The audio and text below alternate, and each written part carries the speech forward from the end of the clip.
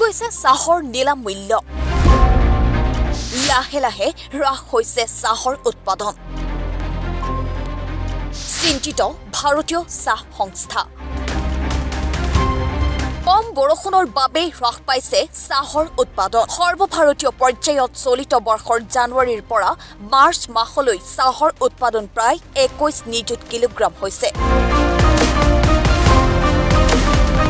ফলত চিন্তাত পৰিছে ভাৰতীয় চাহ সংস্থা চাহ সংস্থাটোৱে জানিবলৈ দিয়া মতে অসমৰ ব্ৰহ্মপুত্ৰ উপত্যকাত কম বৰষুণ আৰু পশ্চিম বংগতো পৰ্যাপ্ত বৰষুণ নোহোৱাৰ বাবে চাহৰ উৎপাদন হ্ৰাস পাইছে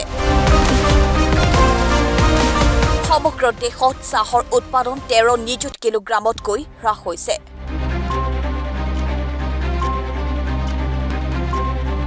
উৎপাদন হ্ৰাস পোৱাৰ বিপৰীতে চাহ নিলাম কেন্দ্ৰসমূহতো বিক্ৰী আশাপ্ৰদ নহয়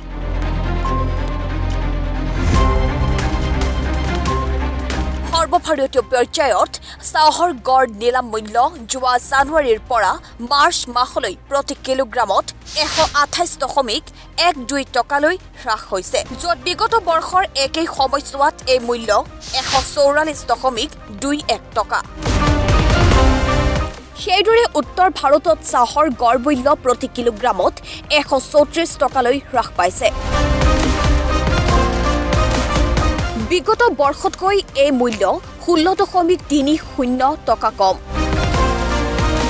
ভাৰতীয় চাহ সংস্থাই জানিবলৈ দিয়া মতে দাৰ্জিলিং আৰু অসমতো উৎপাদনত যথেষ্ট প্ৰভাৱ পৰিছে সেয়েহে সংস্থাটোৱে চৰকাৰক উৎপাদনকাৰীসকলক বিত্তীয় সহযোগিতা আগবঢ়াবলৈ আহ্বান জনাইছে